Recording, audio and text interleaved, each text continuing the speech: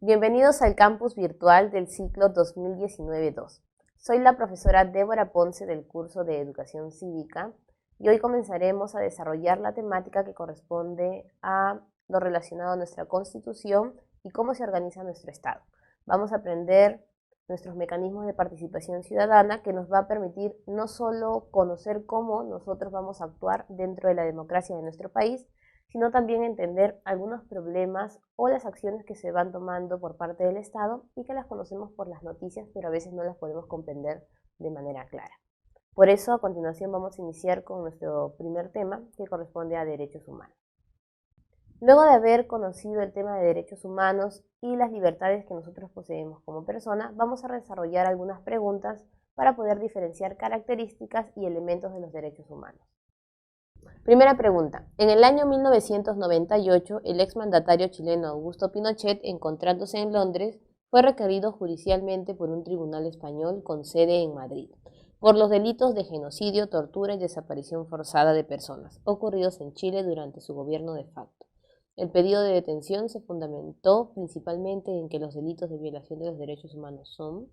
Recordemos que los derechos humanos tienen diversas características. Dentro de las características que tenemos está el ser inherentes, es decir, que nosotros los tenemos por nuestra propia naturaleza y no necesitamos pedirlos. Estos derechos además son indivisibles, se reciben en un solo paquete, no por partes ni por edades, siempre los vamos a tener, así no los podamos ejercer como los derechos políticos, pero además no hay priorización sobre alguno de estos derechos. Eso no quita que sean interrelacionados, es decir, que si bien no existe derecho más importante que otro, se sigue un orden. Por ejemplo, la vida va primero antes de los otros derechos, porque si no tenemos vida, obviamente no tenemos ningún derecho también. Colectivos era un término que se utilizaba más para clasificar los derechos por la historia, es decir, derechos individuales o colectivos. Un derecho individual eran los derechos políticos y civiles, mientras que los derechos colectivos son los sociales, económicos y culturales. Imprescriptibles significa que no tienen vencimiento. Si una persona asesina a otra hace unos 10 años, el hecho de que hayan pasado 10 años o que se haya mudado a otro lugar no lo exime de ser culpable por dicho delito. Y además son inalienables. No pueden ser quitados ni sustituidos por alguna entidad ni por el Estado. Además, son incondicionales. Es decir, se protegen a través de las leyes, pero no están condicionadas a la existencia de ellas. En este caso, Pinochet en el año 98 se encontraba en Londres y se le estaba hablando de los delitos que obviamente había cometido durante su mandato, que no son en el mismo momento. Eso no significa que no sea culpable de estos delitos. Por lo tanto, se está hablando de la imprescriptibilidad de los derechos. No importa la fecha o el lugar, igual van a ser sancionadas las personas que vulneren los derechos humanos. Letra B. Tomando como referencia la evolución histórica de los derechos humanos, establezca el orden cronológico correcto. Recordemos que históricamente hablamos de 3 tipos de derechos: de primera generación, de segunda generación y de tercera generación. Los de primera generación son llamados derechos individuales y los de segunda y tercera generación colectivos. Los de primera generación son además políticos y civiles. Y los de segunda generación son los sociales, económicos y culturales. Los de tercera generación le llaman los derechos de paz, solidaridad y medio ambiente. Los de primera generación nacen después de la Revolución Francesa. Los de segunda generación de los problemas sociales y de la Revolución Industrial. Y los de tercera generación de las guerras mundiales, especialmente la Segunda Guerra Mundial. En este caso, ustedes se preguntarán por qué tenemos 4 enunciados y solo son 3 generaciones. Lo primero que vamos a hacer es reconocer las 3 generaciones básicas de la clasificación. Tenemos al disfrute del tiempo libre, a la inviolabilidad del domicilio, el uso de espectros radioeléctricos y a la coexistencia pacífica. Entonces, inviolabilidad del domicilio es algo fundamental e individual, sería entonces primerito. Luego tendríamos tiempo libre y coexistencia pacífica. Y obviamente tiempo libre hace relación a la recreación, que es la parte cultural. Sería entonces 2. ¿Cuál podría ser de paz, solidaridad y medio ambiente? Por lógica, la coexistencia pacífica. Tendríamos entonces 2, 1 y 4. ¿Y por qué hablamos de un tercer enunciado? Porque existen algunos libros que nos mencionan los de cuarta generación.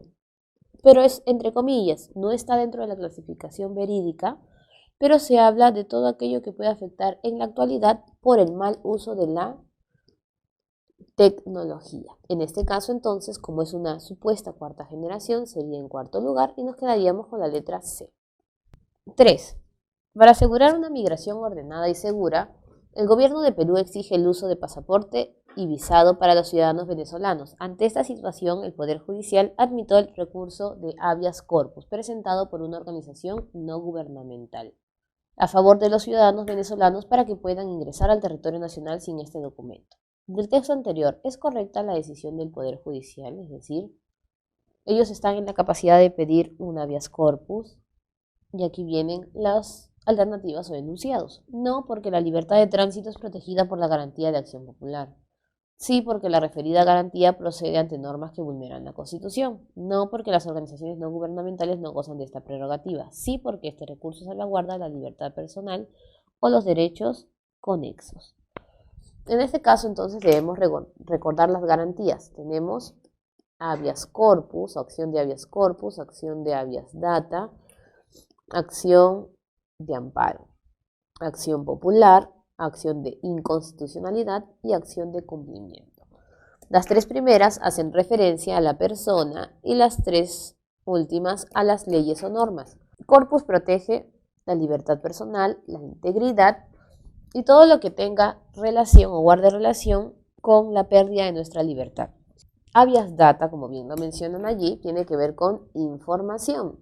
Si te restringen la información que tú tienes que conocer por derecho o muestran la información que no sea íntima como la parte sexual, obviamente, porque si fuera íntima iría en amparo, que es protege el honor y todo derecho de segunda generación. Popular, inconstitucional, tienen relación conjunta, ahorita lo vamos a ver, y cumplimiento, su nombre lo dice, es que la autoridad no cumpla la ley. Popular e inconstitucional es cuando la ley es la que está dañando nuestros derechos.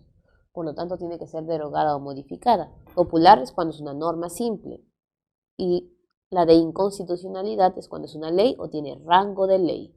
Y ustedes ya saben cuáles son con rango de ley, todo lo que emite el Congreso, inclusive su reglamento, y del presidente vendría a ser el decreto de urgencia, el decreto legislativo, y del alcalde las ordenanzas municipales y del gobierno regional las normas regionales, pero que abarquen toda la jurisdicción.